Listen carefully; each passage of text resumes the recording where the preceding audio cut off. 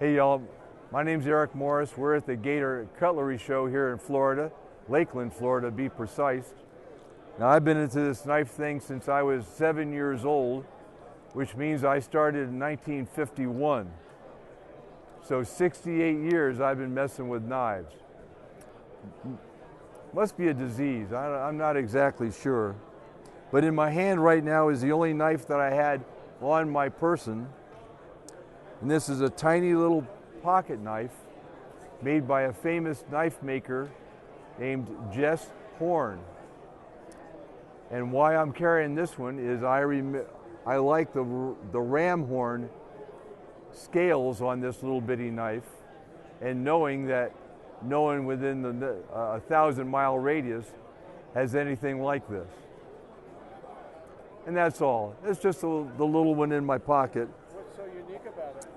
Well, the maker, Jess Horne, is super high quality kind of guy, very much in demand. In fact, if you go to buy his knives at Knife Makers Guild show or wherever, you have to buy chances. If he brings 20 knives, there'll be 250 people picking up numbers for a drawing to be allowed to buy one of his knives. How about that? That's high drill. That's high drill. All right, how we doing? Good, good. Now you want to move on to the opposite direction, like this big old Puma. Good, that's good. Here's a big old outdoors model Puma.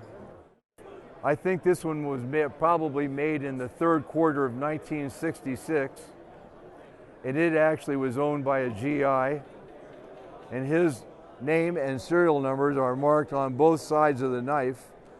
And I happen to be one of those strange knife collectors that loves a knife that went to the woods and saw the bear.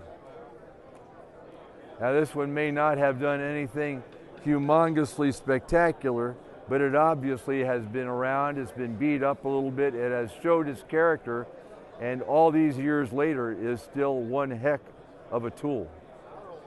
If you look at the stag on it, it's a nice German stag, not crazy stag, but nice and solid.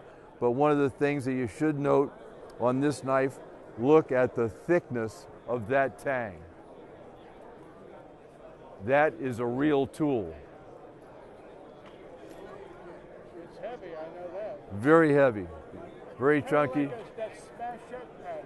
Yeah, but of course it was smash that was intended to be just a fighting knife. These are really a tool. Now, if we move over here to the ultra custom department, we'll see an Erickson knife and a Friedli knife done with copious amounts of really high detailed and very expensive engraving done by the most serious engraving artist in the United States. This one outfitted in ram's horn. This one outfitted in elephant ivory. This guy here with a scrim of a male lion on it also worked into the engraving. The lower one, the Erickson knife, of course, has a ram's head engraved in the engraving to match the ram horn scales on the knife. Both of these are very high grade custom makers. Knives are quite expensive, a couple $1,000s a piece, because you're paying not only for the craftsmanship but the artistry involved. You know, and lots of guys can make a good serviceable knife, but may not have that artistic touch that brings them into that next category of wonderfulness. And it usually takes a more experienced and seasoned collector to develop an appreciation for that sort of thing. What else do you want to know? Oh, yeah.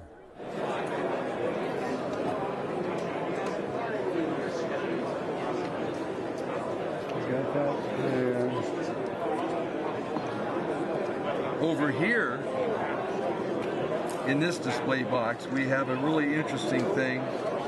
Winoka, the dive equipment manufacturers, decided back in the early 1980s that they were going to do several commemorative things to basically splash a little attention on old, let's say underwater knives. We don't want to just call them scuba knives. Because there was a variety of uses. This is a model of, these were made in 1983 and are a commemorative model of the old hard hat diver's equipment knife, which screws into this huge brass scabbard. And this was made just like the originals, but a little fancier. Obviously, you can see a fancy engraving and etching on the blade to show a diver in 1983, etc. And of course, this one's number 79 of 200 made. And the brass scabbard is humongous, weighs by the pounds, not the ounces. And one of the more interesting things about these is that many of these knives were in place on submarines where they were suspended, or the Navy suspended them in canvas bags on hatches. Because a guy could climb up to unscrew a hatch, and if that hatch was way tighter than he was able to do, well, he had a hammer laying right there, hanging right there, and he could whack that hatch loose. A lot of the original of these knives that you can find from the 30s, 40s, 50s will show all that banging on the brass where they were beating on the locking device on the hatches.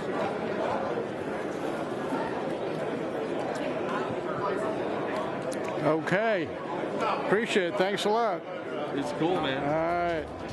It's cool.